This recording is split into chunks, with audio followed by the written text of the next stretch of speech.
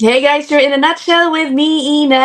Naalala nyo ba, just recently, nag-announce ang Canada ng or in-adjust ng Canada ang priorities nito para sa express entry category draw, sama pa pagkasabi ko. But anyway, dyan po sa pagbabago ng kanilang priorities, nako, naging priority ngayon po ang cooks, tapos dinagdagan nila mga teachers din.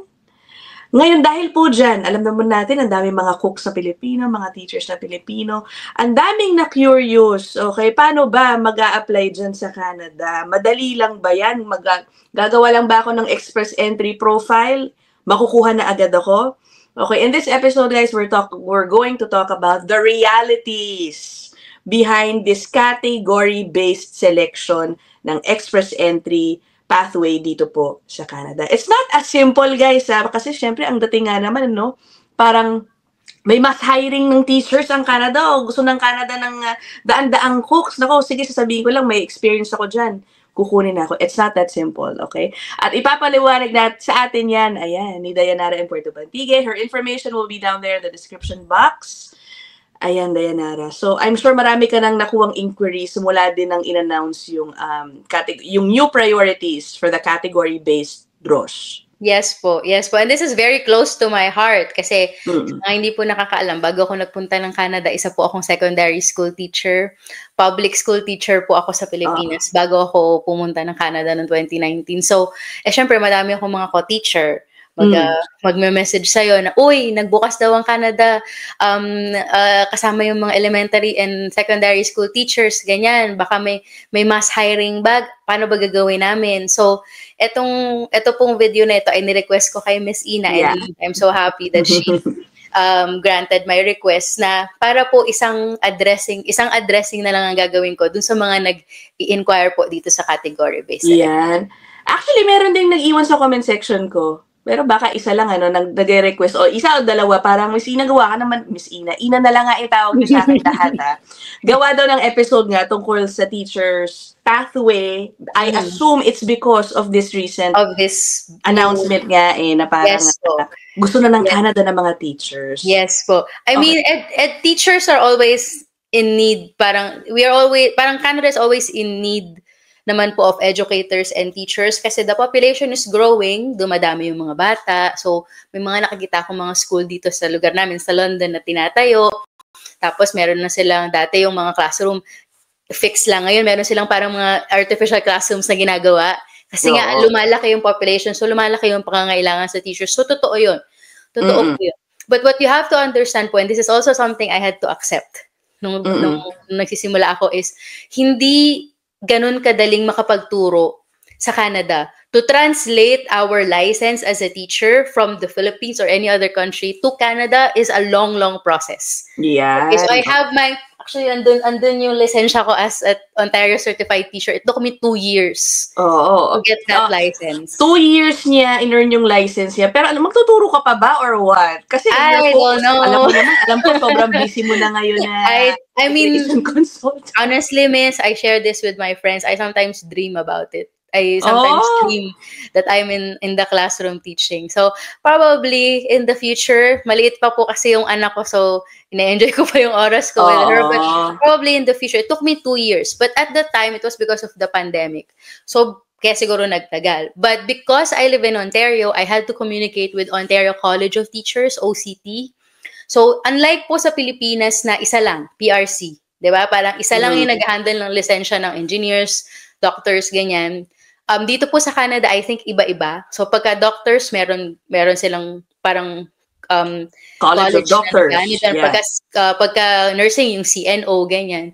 So, I had to communicate with Ontario College of Teachers. I had to take a math examination na kabang-kaba ako kasi hindi man ako magaling sa math. I had to take a language test. I had to get my transcripts from PNU, where I studied. And then I had to ask my previous supervisors for reference. I had to show evidence na nag-practicum ako sa Pilipinas, sa isang school doon. So, it was practicum pa? Ang tagal na nun. It was a long, long process. That was 2014. 2013, 2014 ako nag-practicum. So, napakatagal na.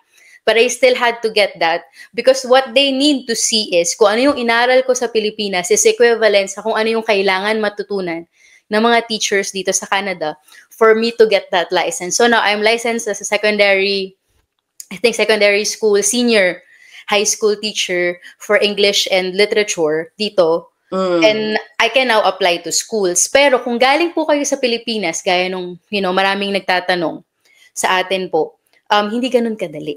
Okay. Teka muna ha. I know Dayanara is now talking about the teacher pathway, no? Opo. Standby lang kayo. Alam ko marami kasi mga cooks din. Gusto nila We will discuss that later. Later on. Sige, unahin natin tong teacher. So kasi ang impression nga because of this announcement from Canada is, sige, basta background ko teacher sa Pilipinas, siguro mabilis ako madadraw, kung tawagin, si express entry. Una sa lahat, what is the first step they need to do and ano dapat ang expectations ba nila dyan, Dayanara?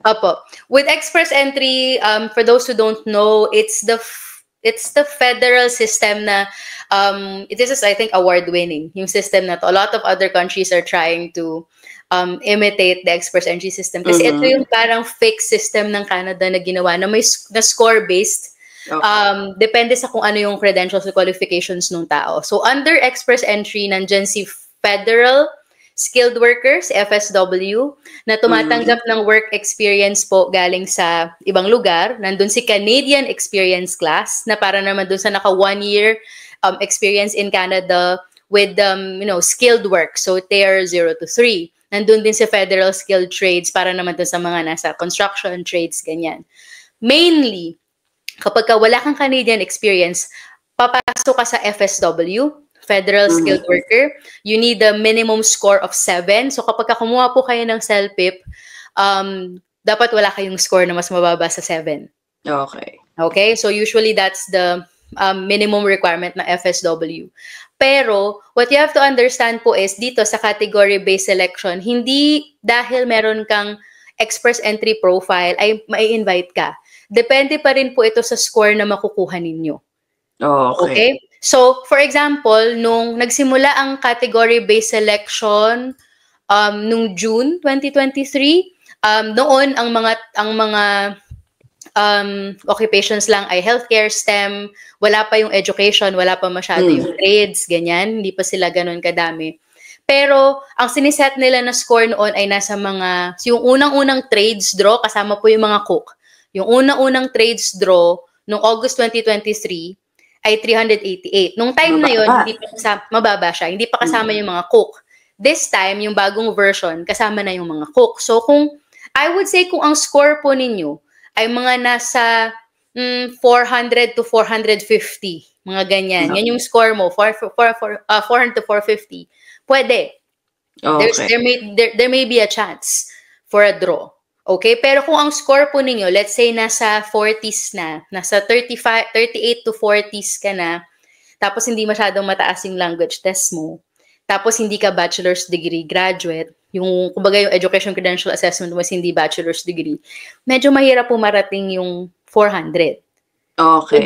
So dun papasok ngayon yung reality na you have to have yourself properly assessed to determine yung chances po ninyo instead of just blindly, let's say, paying someone to create the profile for you, hoping for you to get invited kahit ilang taon na yung lumipas. Yan. Okay? Alam mo ko, kaya sinasabi yan ni Dayanara is for those in the Philippines to be careful about some people who might tell you that they can help you out para mag-apply po dito sa category-based selection. Gagawan po kayo ng profile, sisingilin kayo ng mahal, pero pwede nyo naman po muna alamin.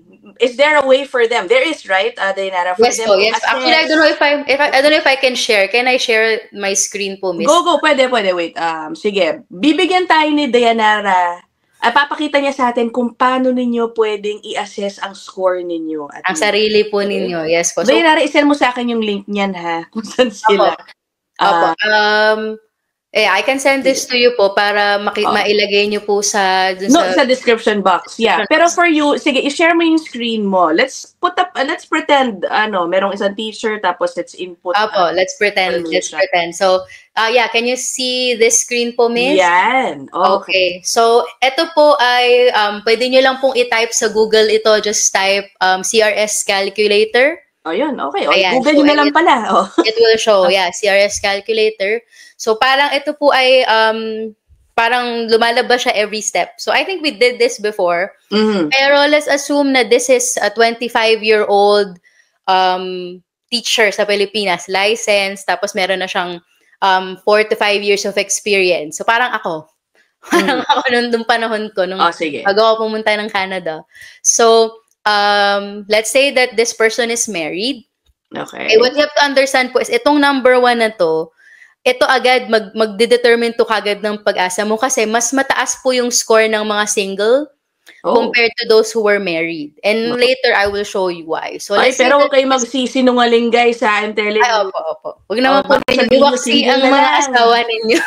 Later on, hindi kayo mapi-PR dahil dyan. Sinasabi ko sa inyo. Misrepresentation po yan. So, let's say this person is married. And then, is your spouse or common law partner a citizen or PR of Canada? Of course not. Kasi kung PR po sila, pwedeng yung family sponsorship na. But this time, hindi po PR or citizen ng inyong asawa. And then dito, lalagay nyo po na, will your spouse or common law partner come with you? Mostly, yes, syempre. And then we have here 25 years of age. And then level of education. Dito po papasok yung ICAS assessment, WES assessment, ganyan po kung tinitingnan po nila kung ano yung equivalent sa Canada nung tinapos natin. So sa case ko nagpa-assess ako, ang binigay po sa akin ay 3 years na bachelor's degree. Ang inaral... by the way, yung to have that assessment, Dainara, kailangan nila agad magbayad, di ba? Mahal. Yes po, parang mga $300. Ganyan po, ang WES assessment. Nasa $300. Opo. And then dito, have you earned a Canadian degree, diploma, or certificate? Siyempre po kung nasa Pilipinas kayo, we will have to answer no. Okay? And then dito na papasok ngayon yung language test na kailangan nyo rin pong magbayad. So for example, sa Pilipinas, ang accessible ay IELTS talaga, IELTS General. Para po makuha ninyo yung pinakamataas na posibleng score, sa speaking, minimum is 7.5. Sa listening is 8.5. Sa reading is 8. And then sa writing po is 7.5. Yan yung mga to maximize your... That's max. Yes, miss. Pero ano ang average ng mga Pinoy? Would you say? I would say averaging mga 6. Ganyan po. Okay. Ng mga Filipinos. I mean, that's really good. That's already very good, yeah. And then dito po papasok kung kayo po ay mapapalad at meron kayong French language skills. Pwede nyo pong dito ipasok yan. Yung TEF Canada or TCF Canada, malaking bagay po ito. It can add up to around 50 points sa score po ninyo. Pag nakuha ninyo yung NCLC level 7, yung parang mid-range level sa French skills, malaki yung idadagdag niya sa points. Around mga ganun 50 points po. So nakalagay, syempre wala naman, madalang naman sa Pilipino ang may French language skills. So dito po papasok ngayon yung inyong experience sa Canada. So kapag po kayo ay naka 1 year of experience sa Canada sa skilled work, okay, ito po yung NOC-Tier 0, 1, 2, or 3. Okay? And teachers, kasama po tayo dyan. I think Tier 2 or Tier 1 ang teachers. Pag po ito ay na-achieve ninyo, mag-move kayo from federal skilled worker to Canadian experience class. Malaki yung idadagdag nito. But let's assume the applicant is in the Philippines. In the Philippines, so wala pa siyang experience. Okay. Pero meron siyang 3 years or more na foreign skilled work experience sa Pilipinas. Okay. Yes. Ito naman po ay para doon sa mga may trades. Ito yung pinag-uusapan natin last time, Miss. Na kapag na-achieve mo yung red seal or gold seal, ganyan. Okay. Ito yung nagdadagdag din po ng 50 points. Para po pero wala pa yan kung nasa Pilipinas ka pa. Kung nasa Pilipinas ka, kahit po yung TESDA, hindi pa nila nire-recognize po, unfortunately. Ito po yung LMIA na mawawala this spring. Wala na yan. So no. Ito po yung nomination na magbibigay ng 600 points, pero this is if you're nominated by a province. Wala din. Okay. Sabi mo nang wala. Okay. Wala din. So, let's say po na tinanong siya, let's say pagpalagay natin na yung may kapatid siya sa Canada na citizen or PR. Si asawa mo. Opo, magdadagdag ito ng 15 points kung whether ikaw ang meron o yung asawa po ninyo or partner ninyo. Okay, so let's say yes, meron. And then ito po yung ECA para sa asawa nyo naman. Ito miss yung dahilan kung bakit kapag ka single, mas mataas yung score na nakukuha. Dahil kapag ka married ka, makakapag-claim ka ng additional points para sa asawa mo. Kapag ka, kunyari, meron siyang bachelor's degree din. Okay. Yan. So, for example, yung asawa niya may bachelor's degree. Tapos, yung asawa niya, wala namang experience sa Canada kasi Canadian experience po ito, no. Pero nag-language test din yung asawa niya at pagpaligay nating nakakuha din ng mataas na score. Okay. Ayan. So, pwede po natin ngayon i-simulate yan. At ang score po ay 458. Oy, mataas to. Okay, based on the latest draw, ano ba yung latest to? Anong score ang kinuha nila? So, hindi ko alam kung pwede. Nakikita niyo po ba ito, miss? Hold on. Sige. Pinalitan ko siya, pero nakikita niyo po ito? Hindi. Share this tab instead. Ito po, nakikita niyo share the tab okay. instead. So, makikita niyo po dito na ito po yung time na nagsimula yung category-based selection, June 2023, makikita nyo po na yung healthcare occupations, ang cut-off nila nun is 476. Trades at 388. Ganyan. So, kung pupuntahan po natin yung latest draw, yung latest na healthcare occupations draw, 463. Okay? Tapos po, yung trade occupation ay 433. Okay. And then, yung healthcare ulit dito, 445. Trade ulit, 436. STEM, 491. Medyo mataas ng konti. So, nakita nyo po yung ating sinimulate kanina na score. Sa trades tayo titingin. Saan ba tayo titingin? Kung teachers, meron bang ano dyan? Kung teachers po, wala pa po kasi silang inilalabas na draw for teachers. Oo nga. Lalabas dito, miss, kung teachers, education. Alright. Since Opo. bagong lagay lang siya kasi sa category draw, wala pa po tayong, kumbaga, wala pa tayong enough data to know kung ano yung isiset nila na score. Naku, okay. Pero pag nagkaroon po ng draw, lalabas yan as education occupations. Lalabas na ganyan. Tapos lalabas po dito yung score niya. Okay. So for now, Dayanara, you'd say a score of, what would be the safe score? Para kasi meron nang gusto maggawa ng profile ngayon pa lang o wala pa. Definitely, makakagawa naman po ng profile. But this is understand, miss, na dito sa case na to, sa pinakita po natin, 25 years old lang yung ating sinimulate. Kaya mataas pa talaga yung score. Sige nga, gawin mong 40. Pag ginawa natin tong 40, okay, same score, same language test, ganyan. Nakita niyo po yung age dito, 100. Pag naging 40, magiging 45 siya. Okay? And then, yung score niya is magiging 403. Ang laki ng binaba agad. Malaki po talaga yung binaba. So, let's say mawala pa tong sibling in Canada. Let's say na bumaba yung language.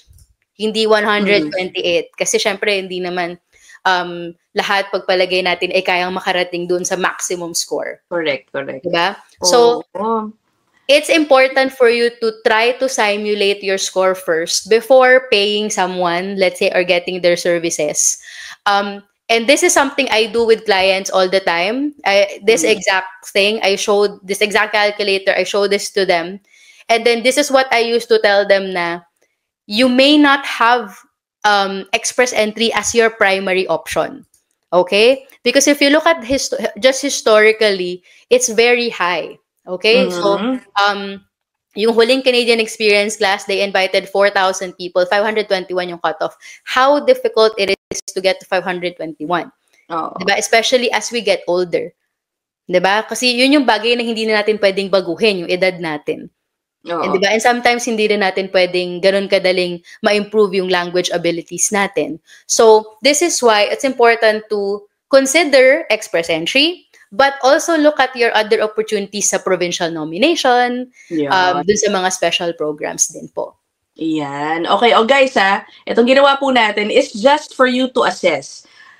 Siguro ang safe, anong score kaya ang safe you think that they could feel na may chance sila? For teachers. For teachers, if they get to mga 420 siguro, at least 420, I would say that's safe. Okay. Sa express entry profile po kasi hindi ka makakagawa kung hindi aabot ng 300 yung score mo. Okay. So 20. 300 yung minimum, kumbaga. And for Okay. some provinces, Miss, 300 is enough. I have seen Alberta do draws for nurses na basta nakarating sila ng 300, invited na sila. So, depende din sa occupation po. We're just being conservative. O, ganun na lang. Para kaya Yes. 420. Yes. O, sige. Tapos, guys, take note, ha.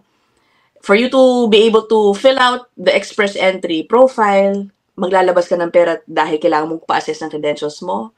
Maglalabas ka ng pera dahil dun sa English test mo. That would cost you around how much na in pesos, Dayanara? $600 per person po, Miss. Kung ikaw magpapa-assess, tas pati yung asawa mo din. So, mga 1-2. Kung kayong dalawa. Oh my God. 1,000, 1,200. Malaking pera din yun. Mhm. Well, it's up to you. Okay? And take note. Okay? Paano kunyari na-draw ngayon sila, Dayanara, bilang teacher? It does not mean, guys, na mag-a-apply na kayo dito. Again, tulad ng sinabi ni Dayanara na magiging teacher agad po kayo pagdating. Hindi po agad. Hindi po agad. Oo, that is the reality. Many would start out with jobs totally unrelated to being a teacher. I did. I became a call center agent in Canada po. Oo. So, it could take a while. Ang dami niyong pagdadaanan. Exams, meron, no? Tama, Dayanara? Yes, I had the math exam. I did a language test. So, I did IELTS too. A bridging program. Parang ginagawa ng nurses. May ganun ba for teachers? For teachers, yes po. So, for me, I needed to take I think 5 to 6 courses. I had to enroll sa Queen's University to take mga 5 to 6 courses para pumantay ako dun sa standard po na yun. Although binigyan na nila ako ng parang temporary license po. So parang pwede na ako magturo. Pero they gave me until 2027 to comply with, these 5 courses na kailangan ko pong kuhanin. Yun. O syempre, magbabayad ka na naman dun. Oh, yes. O guys, yun ang mga teachers, yun ang kailangan ninyong paghandaan. So, Opo. yung tuition nyo dito for a bridging program, mag-aaral po kayo. Yeah, and then you might... Magkano ba yung license? Yung license itself is around, I forgot, but nasa $500. Oh, tingnan. And then you had to renew it every year, yung ganyan po, para to keep using it, kumbaga. Yun.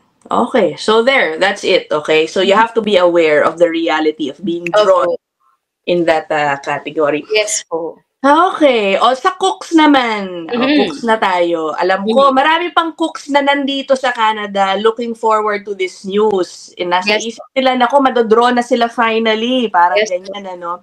So, who benefits from this more? Yung, sobrang helpful ba nito sa mga nandito na low wage na cooks natin? What should they do? May update ba sila sa profile nila? Kung may existing profile nila? Opo. I mean, it always helps to get as high a score as you can. Yung sinimulate natin kanina, Miss, todo yung score nun. So it always helps to get as high a score as you can. Get your WES assessed first. Get your WES assessment or ICAS or ICES, yung Education Credential Assessment. If you can get to bachelor's degree, great. If you have culinary certificate dito, kasi marami po sa mga international students ang kumuha niyan. Culinary management, culinary skills, makakadagdag yun sa points po ninyo. And if you have that 1-year Canadian experience, lalo na. Okay. So, keep your profile there. Ang trades, occupation, draws kadalasan historically talaga mas mababa compared to other categories. So, keep the profile there. But, do not stop looking at other pathways. Kasi, yung ibang iniisip nila, nakuha ko na yung 1-year Canadian experience ko dito sa employer ko na to. Hindi na ako pwedeng lumipat. Kasi dito ko nakuha yung Canadian experience ko. That's not true. Oras na makuha po ninyo yung Canadian experience ninyo at may certificate kayo doon, T4, documents, ganyan, hindi na yun mawawala. Doon na siya. Okay? So, pwede po kayo ngayon na hanggat nandyan yung profile nyo, good. And then lipat kayo sa ibang lugar na katulad ng as a community under RCIP or one of the AIP provinces para maghabol pa ng ibang PR pathway sa ibang lugar na yun. Hindi lang po sa express entry. Yeah. Okay? Kasi guys, syempre hindi rin, hindi only ang bunutan dyan. Yes. Diba? Oo. Yes. And kitang-kita naman, Miss, kung sino yung priority nila. Like, just I don't know, March 6. No, March 6 lang, they issued 4,500 invitations for those with French language proficiency. Yung may mga level 7 na proficiency sa French, and ang score lang na sinet sa kanila, miss, is 410. Imagine that. Diba? May nababasa pa ako, Dayanara, ngayon dahil pasok na yung cook. Aba, itong mga applicant daw, adjust ng job description para palabasin na sila ay nakapagluto, okay, sa isang kusina. Opo. Ano ba? Okay, guys, you should be careful about that. Okay, that is still misrepresentation. Ano bang type of job talaga ang pasok dyan sa cook category? Would you know? Hindi ko sure, no? Dapat sinabi ko sa'yo kanina para na balikan mo. Opo. Yung mga job description na pasok dyan. So, cooks po in general is under 63200. So, i-share natin yung screen natin, miss. Sige. Para makita po natin yung cook, share. Ito siya. Can you see my screen? Yes, yeah. Ayan po. So, ito po yung illustrative examples, mga sample occupations na pasok dyan. First cook, grill cook, line cook, ganyan, pizza cook. But understand po, miss, na historically sa IRCC, hindi nila masyadong pinapansin tong mga to. Yung job title, hindi nila masyadong pinapansin yan. Saan sila nakafocus? Sa job description. So, eto siya. Ayan. So, eto siya. Kung mapapansin ninyo, completion of secondary school is usually required. So, hindi masyadong mataas yung kanilang education requirement. Pero, makikita nyo po dito na merong Red Seal endorsement. Depende sa probinsya. So, pwede po kayong makakuha ng certification as a cook, actually. Red Seal. Ngayon, kailangan po, etong mga nandito, this is 1, 2, 3, 4, 5, 6, 7, 8, 9. 9 duties and responsibilities. Pero ito, makikita ninyo may. So, pwedeng wala. Kasi optional siya. Kumbaga. Ito pong 1, 2, 3, 4 na to, and 5. Dito sa 5 na to, if you can somehow show na you perform 3 out of 5. Okay? Kung base sa Certificate of Employment po ninyo, you perform 3 out of 5 of these duties and responsibilities, then yes, you may be able to claim cook 63200 as your NOC. Sige. Guys, baka i-copy-paste nyo lang yan. Huwag ganun, magdoon kayo sa katotohanan. You're dealing with a visa officer. They're not gonna be fooled by this. Plus, the fact na yung inyo pong COE, hindi pwedeng basta kung saan lang kinuha. Yung COE po ninyo ay dapat nakasulat sa, kumbaga may company letterhead, may date, nandun yung pangalan ninyo, and then kung ano yung trabaho ninyo, yung duties ninyo, ano yung sahod, ano yung how many hours do you work per week, ganyan. And then, sa baba, nandun yung pirma ng supervisor, yung pangalan niya, yung email niya, at yung phone number niya. Para kung kailangan po ng IRCC na mag-verify, ay makakatawag po sila doon sa inyong supervisor. Pero miss, may naririnig ako, may mga employer na nagbebenta ng ganyan. Lalo yung mga international student na hindi pa nakakahanap ng trabaho, na nakalista doon sa parang pwede kang mag-apply for your husband or your wife or your partner. May mga employer na nagbebenta ng COE. Oh my para God. Na pwede mong gamitin for your PGWP application to extend your spouse. Be very careful kasi bukod po sa COE, kailangan nyo rin po magpakita ng payslip. So, kailangan nyo talagang magtrabaho sa kanila. Sa posisyon na yon. Lahat na lang pagkakakitaan. And syempre, magtataka yung visa officer din.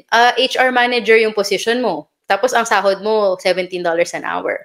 Medyo nakakapagtaka yun. So, be very careful kasi misrepresentation po is a serious matter. Kahit citizen na kayo, it can get removed if if they find out that you misrepresented in your past application. So please, be very careful po. Tsaka talagang IRCC, ang sabi nga is extra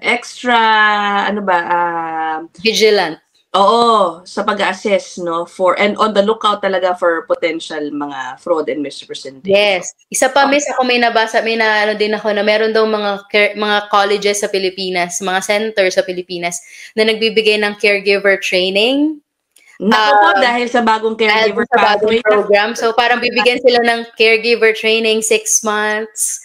How many hours na nag-alaga ng bata, how many hours na nag-alaga ng matanda. Tapos may practicum. So, may nakalagay pang pangalan ng ospital. So, ang sabi ko dun sa nagtanong sa akin, what if hingan po kayo ng IRCC ng proof na nag-practicum kayo sa hospital na yun? Ano pong papakita ninyo? Mm. What if hingan kayo ng pictures? At magkano naman ang sinisingil ng mga to? For sure, substantial siya, miss. Kasi pagka meron kang pagka may mga ganitong program, kadalasan ng mga tao ay nagiging desperate. Correct. So, kakagat Guys, it's not easy to get in the caregiver program. Limited slots Limited lang din yung slot. So, the same goes with the category-based selection, okay? Yeah. Hanggat maaari, huwag po tayong pupunta sa recto. Huwag kayong, guys, ha. Tantanan nyo na yung recto diploma ninyo, ha. Huwag tayong pupunta sa recto kasi yun nga po ang dahilan kung bakit may WES. Diba? Kung bakit may WES, ICAS, ICES, kung bakit nire-require ng Canada yung mga ganitong test. Ganitong mga checks or assessments is because, it's really to prevent fraud. Yeah. I mean, I'm not gonna say na it's 100% foolproof. Like, everything is 100% check, ganyan. Pero, wag po tayong basta-basta maniniwala dun sa mga naririnig natin na, ito na lang gawin mo kasi ito naman ang ginawa ko. Minsan nagtataka din ako sa mga ganun kasi parang kung alam mo nang may ginawa kang mali, pinagmalaki mo pa talaga. Oo. Hanggat maaari, dun lang po tayo sa legal. Oo. Ay, nako. Sa panahon ngayon, guys, I'm telling you, kung gagawin nyo yan, nako, mag-ingat talaga kayo. Una sa lahat, we are not advising it. Do not do it. Pero napaka-risky po niyan. Sa panahon ngayon, alam mo, ang makakadali sa inyo, magsusumbong sa inyo. Sa totoo lang. Snitches. Yeah. Yes. Naku, yung mga kababayan natin, ang dami pa namang inggitero. Alam nyo naman, that's the reality. Pag nalaman nila na kapag Canada ka with your fake, susumbong ka nila. Ganun na mangyayari dyan. Mababan ka pa sa Canada. Pag napatunayan yan. Everything you have worked hard for, everything that you paid for, yung pinag-aralan po ninyo, tuition ninyo, ganyan, yung time ninyo, yung time ng mga anak ninyo, sayang lahat pagka nahuli po kayo ng misrepresentation o kung, fraudulent documents or experience, ganyan. Hanggat maaari, dun lang po tayo sa legal. Hindi naman po masamang magpa-consult. Okay? Kumbaga, minsan kasi hindi tayo nagtitiwala din, may mga ganyan. So, wala pong masamang mag-consult or pumunta sa canada.ca website. Ayan po, pinakita ko sa inyo kanina yung CRS calculator. You can do it yourself. Yeah. Diba? And see. And then kung, hindi pala ako pwede ng express entry. Then pwede po kayo ngayon magpa-consult para makahanap kayo ng iba. At malaman ninyo yung kung ano po yung dapat ninyong gawin hanggat maaga pa po. Oo. And teka muna pala, halimbawa na draw. For the cooks pala, by the way, nawala sa isip ko, cooks in the Philippines, ganun din ang proseso. Mag-self-assessment kayo dun sa calculator na ginawa ni Dayanara. Ang cooks naman, sakaling na-draw sila from the Philippines. Opo. Is there certification something? I think, could it be easier for cooks to find a cook job right away here? Quite easy. Quite easy. There aren't a lot of, I wouldn't say easy, pero compared mo sa engineers, architects, teachers, nurses, hindi kasing hirap kasi yung certification, ganyan, hindi siya mandatory. Kasi di ba sa nurse, mandatory yung certification para talagang tawagin kang nurse. Pero pagka-cook, meron po tayong mga grill cook, line cook. Maraming ganyan. Actually, maraming first job, mga ganyan. Yes, napakarami pong mga survival jobs, kumbaga. Yung pagdating ng tao, talagang yun ang mga nagiging trabaho nila. Totoo po yun. Yeah. Yes. So, in a way, mas madaling makakuha ng trabaho as a cook. Pero syempre, kung i-compare nyo naman po yung sahod and benefits, talagang hindi ganun kataas din talaga yung sahod ng cooks. Depende po siguro kung akat ka na ng konti, papunta ka na sa chef. Yeah. FYI pala, baka hindi pala namin na-stress kanina because this category-based selection under express entry, PR on arrival po yan. Tama, di ba? Let's say kung nasa Pilipinas ka, ma-invite ka under federal skilled worker, pwede po, yes, that would be PR on arrival. Pero understand po na kadalasan na nagbe-benefit talaga sa ganito is yung nandito na. Alright. Kadalasan. This is really most of the time made for those who are already here. I'm just being realistic. It's because of Canadian Experience Class. Napakalaki po ng itinataas ng score kapag nagkaroon na po kayo ng Canadian experience combined with education, combined with foreign skilled work, combined with language. Ang laki, almost 50 to 100 points yung kaya niyang iakyat pa nung score po ninyo. Yeah. Okay. O, ayan for cooks and teachers. Ang Engineers, ganyan, architects, yung nandun naman po sa listahan yon yung mga nasa category-based selection. So, hindi lang naman po cooks or teachers, marami pong iba na nandun pa sa listahan. Nagbawas sila ng IT professionals, nagdagdag sila ng education professionals. So, makikita nyo po, mahahalata nyo po dun sa categories ko yung talagang fields na kailangan dito sa Canada ngayon. Correct. Tapos, double check nyo yung ability to actually practice that job when you get here. Because tulad ng nurse, hindi porke nabunot kayo bilang nurse, and teacher pala, hindi porke nabunot kayo as teacher in the Philippines, makakapagturo po kayo. Hindi po ganun agad. Same with engineers. Kung madraw ka as an engineer in the Philippines, it might take a while before you can actually get back to that profession. But it is possible. Opo. I mean, it's possible. I'm the kumaga, exhibit A. Ito. Yun lang talaga po yung realities. Opo. Okay. Napatagal na tayo, Dayanara. So I will end this episode here. As always, thank you so much, Dayanara. Her contact. No problem. Maraming salamat. I'll see you guys in the next one. Bye. Bye.